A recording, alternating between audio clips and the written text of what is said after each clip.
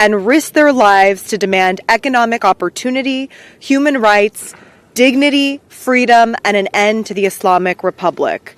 For nearly 5 decades, the Iranian people have endured brutal repression under the Islamic Republic, a regime that denies basic human rights, silences dissidents, and responds to peaceful protest with barbaric violence.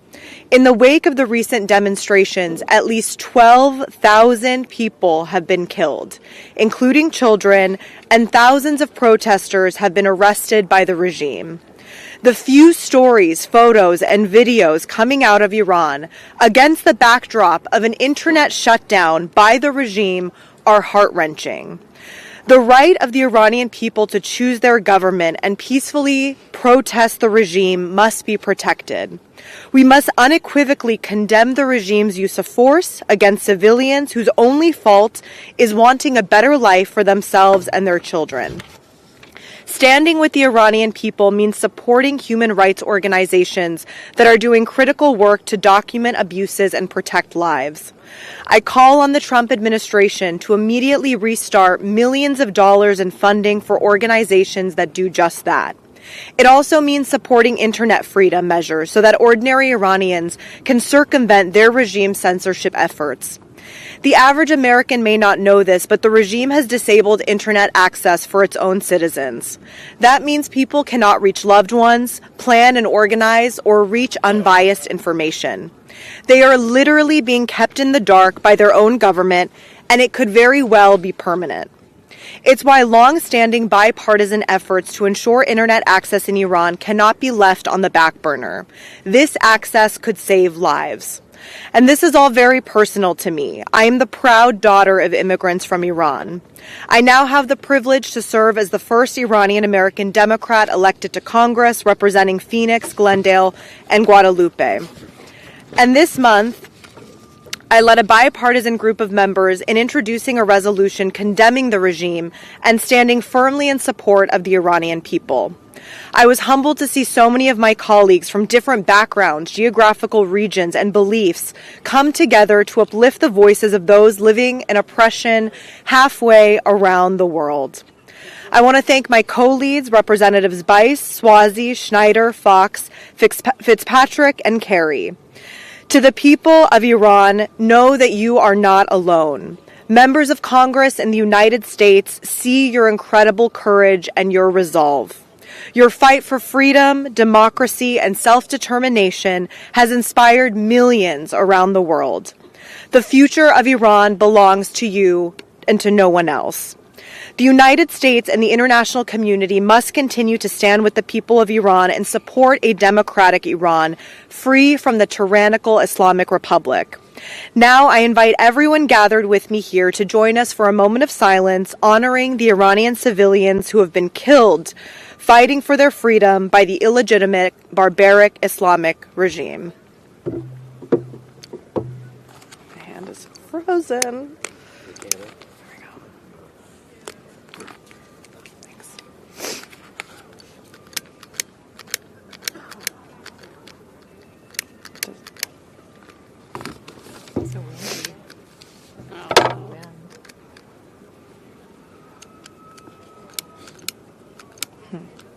Not, I think we can just do a moment of silence.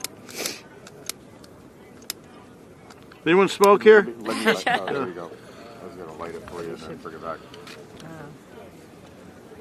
Candles aren't going to stay going. No, they're not going to stay All going. right, we're going to do a moment of silence with Let's that. just do a moment.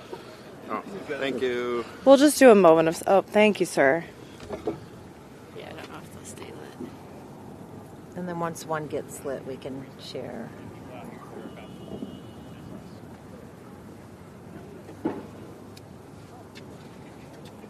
Thank you.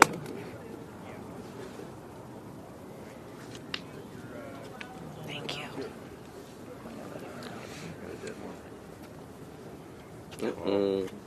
All right, we'll just do a moment of silence. Nope. Yeah, they're not staying lit. That's just So close. try.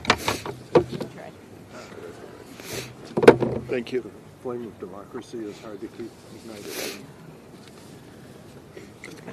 Okay. Thank you so much.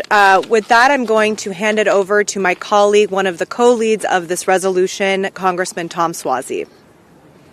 I'm going to thank Bill Foster for giving us a good line just now. The flame of democracy is hard to keep lit. So thank you very much, Bill. That was very good.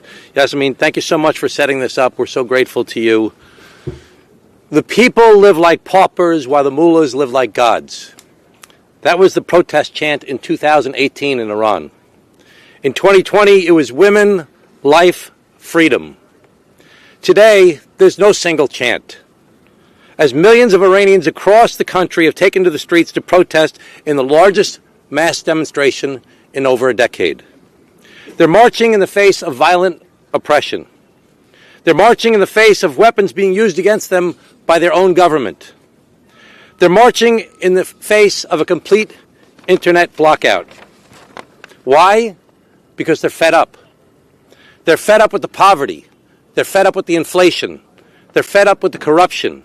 They're fed up with the oppressive, theocratic, authoritarian regime that mismanages their own country, mismanages and mistreats their own people, and steals billions of dollars that belongs to the people of Iran.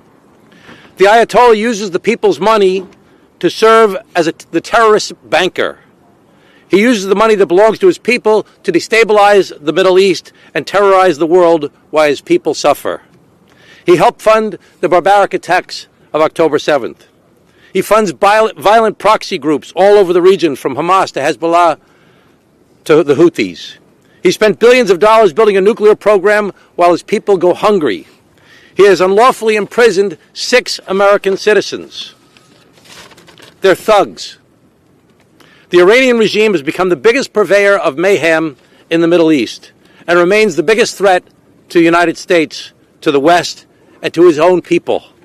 They've killed thousands of their own people, mass murder to cling to power. They're thugs. This thuggish regime does not speak for the people of Iran. The protesters, millions strong, speak for Iran. I hope that we can breach the internet blackout so the people will know that their protests these past 3 weeks have been inspiration to us all. The people live like paupers while the mullahs live like gods. The mullahs should know the whole world is watching. The United States of America stands unequivocally and in complete solidarity with the brave people of Iran, and we stand for their freedom. Thank you. Who goes next? Brad Snyder.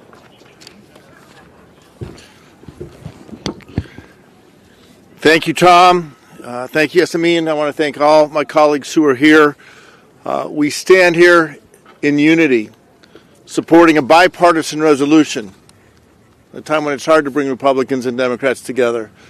We stand united behind and in support of the aspirations of the Iranian people to free themselves from the shackles of oppression.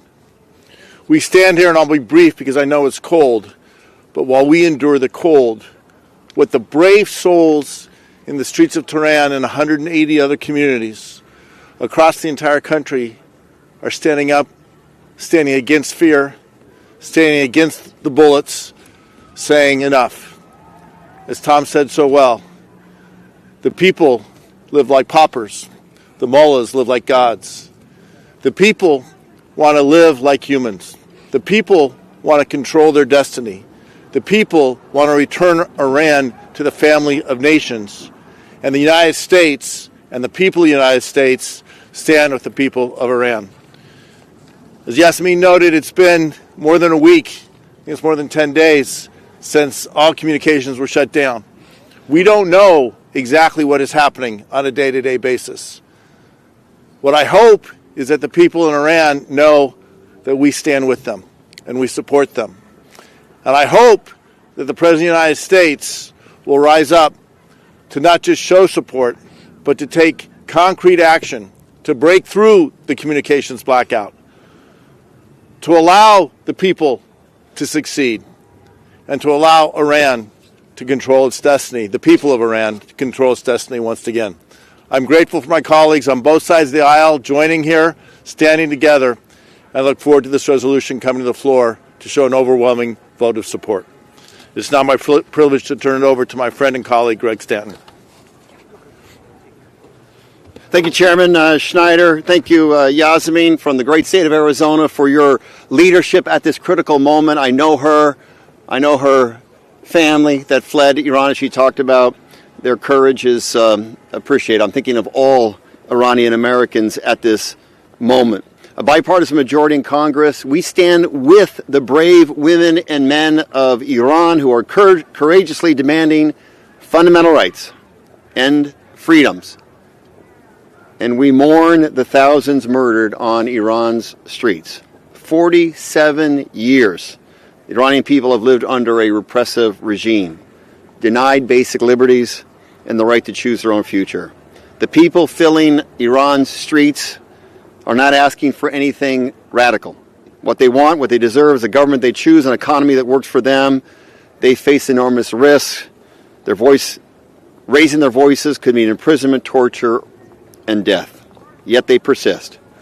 Driven by an unshakable belief that a better future is possible, young women, young men, students, workers, people from all walks of life are united in their call for change. We, the United States, this Congress, in a bipartisan way, has a moral obligation to amplify their voices when their own government tries to silence them. And we will make clear that we see them, we hear them, and we stand unequivocally with them. Their struggle for human rights, their democratic freedoms deserves our unwavering support. The Iranian people's courage reminds us that the desire for freedom is universal and that no regime can repress it, suppress it, and repress it forever. So I stand firmly behind this important resolution supported by Yasmin Ansari and a bipartisan coalition of our Congress. Thank you so much again to everyone for being here. Thank you to the colleagues who are standing here. There are many, many more who have stood with the Iranian people, who have supported this bipartisan resolution. And we will continue to shed light on this horrific human rights crisis ongoing in Iran amid so many other issues in the world. But this truly is and should continue to be one of the biggest stories in the world.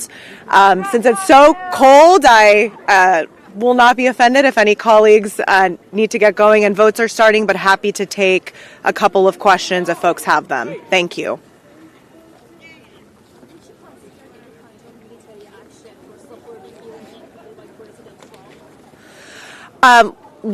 My personal belief is that any military action needs to come before Congress. That is the law of the United States. It's in our Constitution. But no such action has been proposed or has been put forward by the president. No briefing has been had. No real formal proposal by the President of the United States has come to Congress when it pertains to Iran. So if he has any proposals, I know that many colleagues would be interested in hearing them. Yes.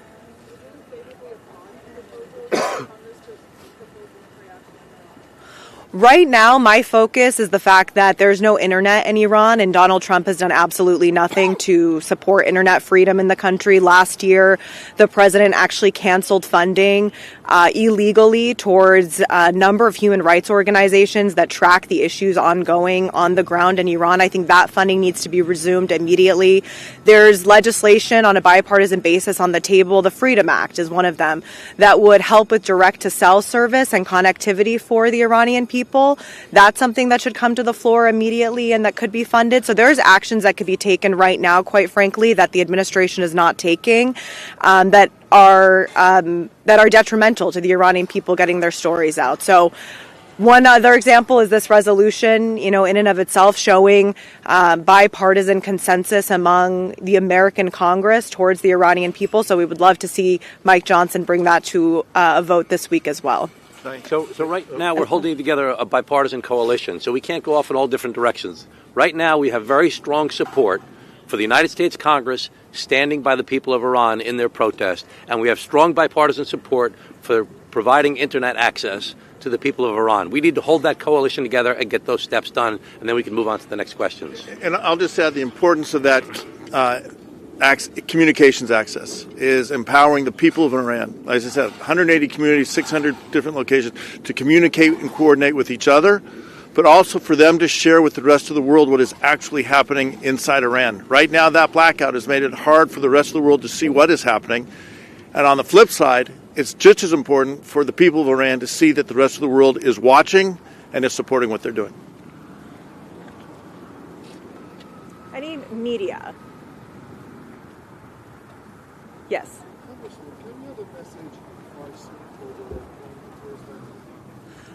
Sure. سلام، من اسم من یاسمن انصاری هست. در مجلس آمریکا کار میکنم. ما اینجا وایسادیم که بگیم که با آدمای ایرانی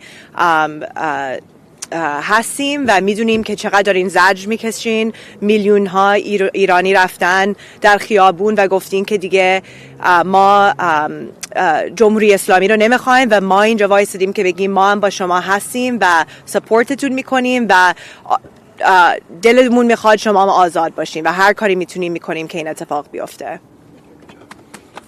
Thank you everyone. متشکرم. And for all the Persian media, خوش اومدی. Thank you everyone. Thank you so much for coming. Hi, I'm Khashoggi. Can we get this off the camera?